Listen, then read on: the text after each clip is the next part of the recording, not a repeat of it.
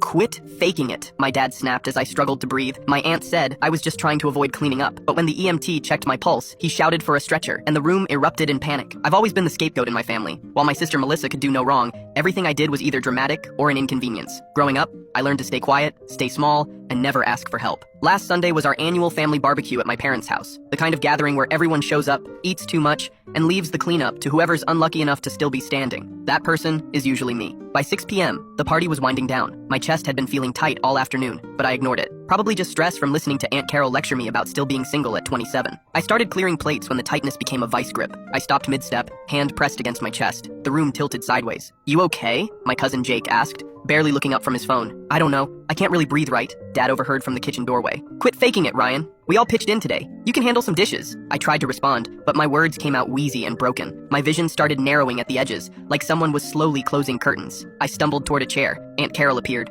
hands on her hips. "Oh, come on. You're really pulling this right now?" Classic Ryan, always finding an excuse to get out of work. "I'm not," I gasped, but couldn't finish. My lips felt numb. Tingling spread down my left arm. Melissa walked past with her phone, filming the sunset through the window. "Stop being so dramatic. You're embarrassing yourself." I slid to the floor, back against the wall. Everything sounded like I was underwater. Dad's voice cut through. "Get up, right now. This tantrum crap ends now." My mom finally looked concerned. "Maybe we should—" "He's fine," Dad interrupted. "He's done this since he was a kid. Anything to be the center of attention." I tried to tell them about the pain radiating through my chest, the cold sweat soaking my shirt, but I couldn't form words anymore. The room spun violently. I remember thinking this was how I'd die, surrounded by people who thought I was faking. Someone must have called 911, because suddenly there were paramedics kneeling beside me, a young guy with kind eyes, probably mid-30s. "Hey buddy, I'm Marcus. Can you tell me what's happening?" I shook my head, gasping. He placed 2 fingers on my wrist. His expression changed instantly. "Get the stretcher, now." The other EMT, a woman with red hair, rushed in with equipment. Marcus shouted orders I couldn't process. "Pulse is 180 and irregular. Possible cardiac event. We need to move." The room erupted. Dad went pale.